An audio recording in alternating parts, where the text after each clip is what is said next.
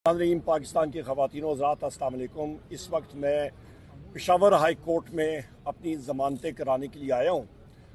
यहाँ पे आप अलमिया देखें कि 26 नवंबर 2024 डी चौक के केसेस में हमें मुब्तला किए हुए, उस दिन मेरे ख़िलाफ़ मुतअद्दिद केसेस किए हुए हैं, पिंडी में, इस्लामाबाद में और पता नहीं कहाँ कहाँ पे, और फैसलाबाद में भी। अभी सितम ज़रीफ़ी ये है कि इनको डफर्स ना कहें तो फिर और क्या कहें। डफर्स ही है ना कि मैं मुख्तलिफ शहरों में एक ही दिन एक ही वक्त किस तरह जा सकता हूँ या किस तरह पहुँच सकता हूँ।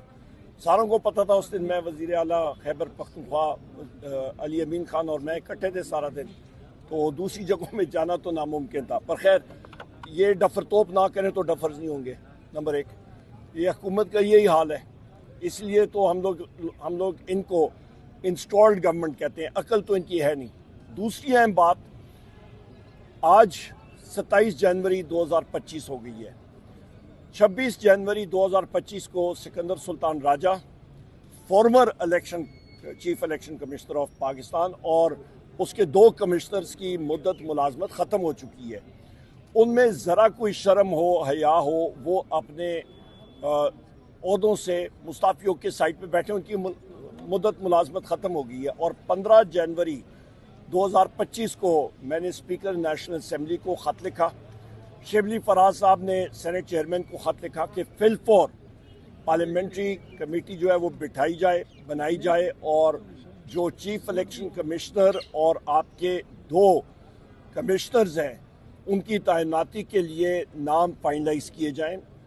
उस पर अभी तक न स्पीकर नेशनल असम्बली की तरफ से कोई आया, ना ही सेनेट चेयरमैन की तरफ से कोई बात आई, और ना ही जो इंस्टॉल्ड फॉर्म 47 शाहबाज शरीफ है उसकी तरफ से कुछ आया। गो के उसने लीडर ऑफ द ऑपोजिशन को ख़त लिखना है कि नाम भेजें, पर अभी तक नहीं हुआ।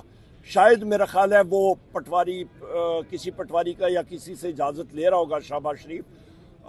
इस इंस्टॉल्ड हुकूमत की तो हालत ये है कि हमारी जिस वक्त नेगोशिएशंस कमेटी बैठी थी तो उसका जो एलामिया जारी हुआ था, तो हुकूमती टीम ने यह बात कही थी कि पाकिस्तान तहरीक इंसाफ और अपोजिशन पार्टी के मेंबरान के साथ हम लोग बिल्कुल मुत्तफिक हैं और तायद करते हैं कि इनकी मुलाकात अनमॉनिटर्ड इन्वायरमेंट में, माहौल में वज़ीर आज़म इमरान खान साहब से होनी चाहिए, और हम लोग फिल फॉर कराएंगे। पर मेरा ख्याल है शायद उन्होंने अपने अड्याले के पटवारी को शायद हुकूमती टीम ने लिखा हो इजाज़तनामा लेने के लिए, पर पटवारी साहब ने उनको अभी तक इजाज़त नहीं दी है।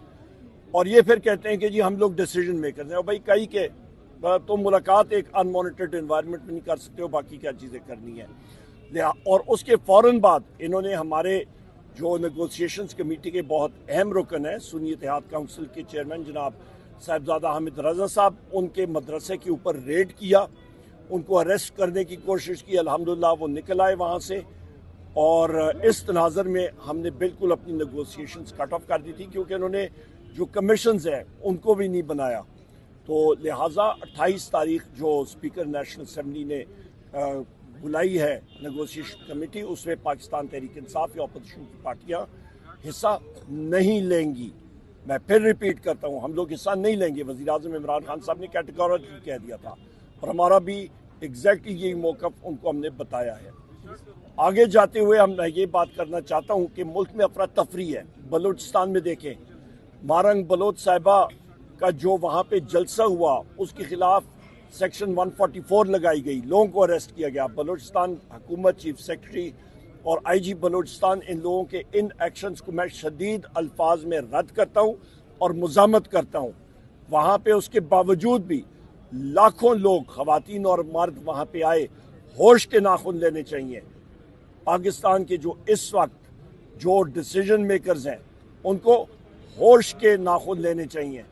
बलूचिस्तान में हालात ठीक नहीं है, बॉर्डर्स पे हालात ठीक नहीं है, मईशत के हालात ठीक नहीं है, आपके नेशनल कोहिजन तितर बितर हुई हुई है, आपकी इकोनॉमी जो है वो बिल्कुल ख़त्म हुई हुई है।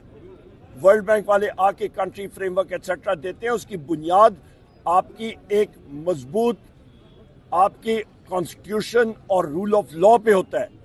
न पाकिस्तान में इस वक्त आइन की आप समझ लें कि फॉलो हो रहा है, اور نہ ہی آپ کا رول آف لا ہے.